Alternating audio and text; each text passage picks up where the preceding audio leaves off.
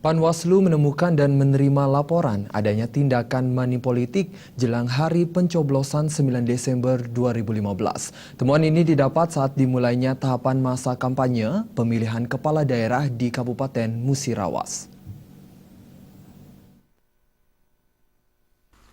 Ketua Panwaslu Musirawas Hoirul Anwar angkat bicara terkait mulai maraknya laporan masyarakat kepada Panwaslu adanya upaya money politik saat masa kampanye. Hoirul menerangkan dengan adanya laporan warga tentang indikasi money politik ini, pihaknya tengah melakukan pendalaman yang nantinya akan direkomendasikan ke pihak kepolisian jika dinilai telah melanggar hukum dan masuk ranah pidana.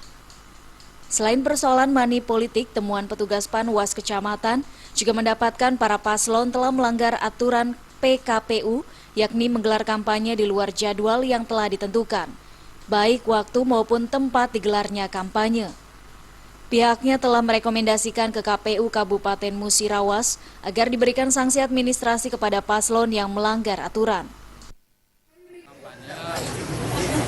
Ada beberapa laporan dan temuan. Kalau temuan itu berasal dari Panwas, yaitu ada indikasi money politik.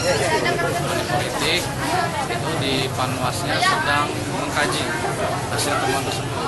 Jadi kalau seandainya money politik, tentunya Panwas harus memiliki bukti baik formil maupun material. Kalau memang buktinya sudah ada semua, maka dalam waktu 3 hari.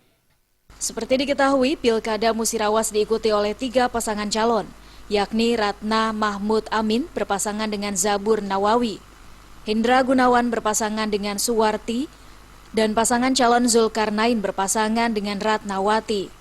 Ketiga pasangan calon ini kini sedang mengikuti masa kampanye. Dari Musirawas, Sumatera Selatan, Ferry